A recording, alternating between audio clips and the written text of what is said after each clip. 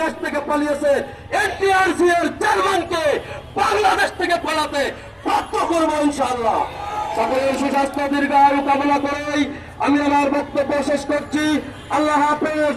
বাংলাদেশ জিন্দাবাদ।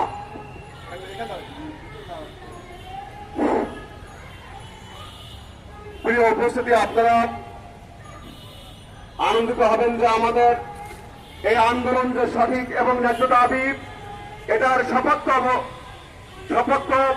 অবলম্বন করে আমাদের সারা বাংলাদেশ থেকে যারা রাজনৈতিকভাবে প্রতিনিধিত্ব করেন, বিশেষভাবে আমাদের মাঝে উপস্থিত হবেন কিছুক্ষণের মধ্যে বাংলাদেশ জামাত ইসলামীর সেক্রেটারি জেনারেল জনাব অধ্যাপক মিয়া গোলাম পরবের পক্ষে প্রতিনিধি দল। আমরা আশা করছি কিছুক্ষণের মধ্যে ওনারা আমাদের মাঝে এসে আমাদের এই ন্যায্য দাবির সপক্ষে কথা বলবেন এবং ইতিমধ্যে আমাদের দুর্নীতি দূর করতে চান তাহলে অনতিবিলম্বে চাল সনদধারীদেরকে গ্রেপ্তার করুন, আইনের আওতায় আনুন। 1 থেকে 12তম বৈধ সনদধারীদেরকে নিয়োগের ব্যবস্থা করে এই খাত থেকে দুর্নীতি দূর করে আপনি ঘোষণা দিন আপনি বাংলাদেশের সবথেকে যোগ্য, সবথেকে ভালো, সবথেকে শিক্ষিত একজন শিক্ষা উপদেষ্টা। সম্মানিত উপস্থিতি, আসুন আমরা এক বাক্যে একযোগে সকলের বলতে চাই, বৈধ সনদ যার, চাকরি তার, সনদ যার, তাকে গ্রেপ্তার করে দৃষ্টান্তমূলক শাস্তির ব্যবস্থা করুন।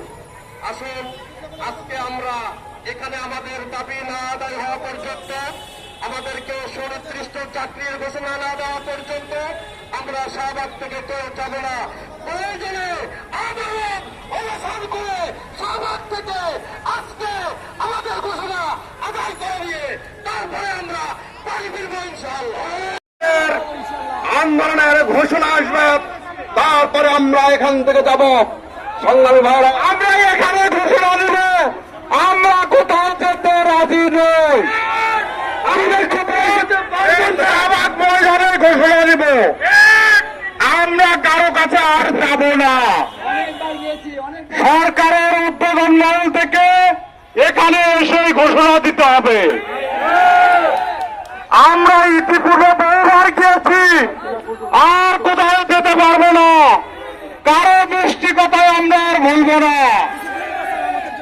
নিবন্ধনধারী ভাই বোনেরা, আপনারা শৃঙ্খলাবদ্ধভাবে